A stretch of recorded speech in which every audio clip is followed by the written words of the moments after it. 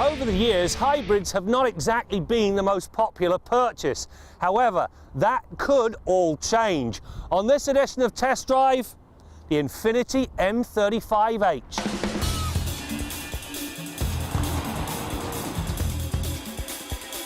According to Dennis DeRosier, Canada's foremost automotive prognosticator, Canadians purchased 18 million vehicles over the past 11 years.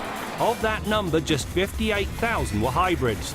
The conclusion is clear. There are many people who talk the talk, but few follow through when it's time to put up the cash. However, all of that could change. The reason is a new breed of hybrid that has one thing going for it. There is no compromise. This Infiniti M35h is one of a string of new cars that's embracing a brand new philosophy. Use a regular automatic transmission instead of a CVT. This strategy not only does away with that really annoying motorboating effect where the engine is pegged at redline whenever you call for hard acceleration, it actually allows the electric side to operate at highway speeds. This Infiniti, it's quite happy purring along at 100k on electric power alone. By that speed, well, those CVT-based units, the electric side's been in bed for a long time. Infiniti's direct response hybrid system employs a 3.5-litre V6 engine, a 7-speed manumatic transmission and an electric motor that's sandwiched between the two. In this case, the engine produces 302 horsepower and 258 pound-feet of torque, while the electric motor supplies another 67 horsepower and, more importantly, 199 pound-feet of torque. The net result is a system output of 360 horsepower. The final piece of the hybrid pie is found in the main 1.4 kilowatt-hour lithium-ion battery that's housed in the trunk and recharged through regenerative braking.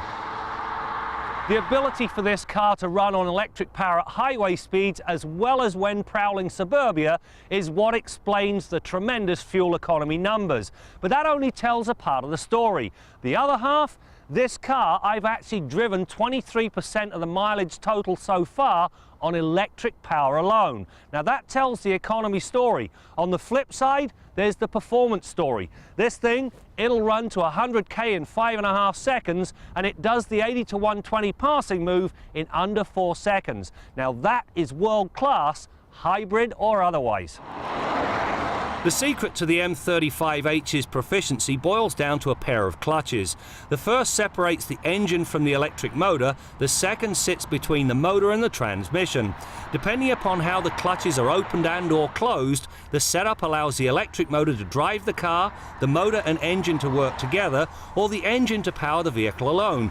It also allows the electric motor to start the engine and be used to capture otherwise waste energy through regenerative braking. It sounds complicated, but when compared to the CVT-based hybrids, the methodology is simpler and, in the end, more effective. When you get to the cabin of this Infiniti M35h, you'll find a balanced blend of luxury and the latest technology. On the luxury side, 10-way power seats that are both heated and cooled. Then there's this really nice Japanese ash that's actually been rubbed with real silver. It gives it a very different look. Audio system, very good indeed. 14 speakers, 4 of which are housed in the seat backs, and of course there's a full-on navigation system. As for the tech side, well, this thing counts adaptive cruise control, adaptive front headlights, you've got blind spot monitoring and lane departure warning. It all comes together very nicely indeed.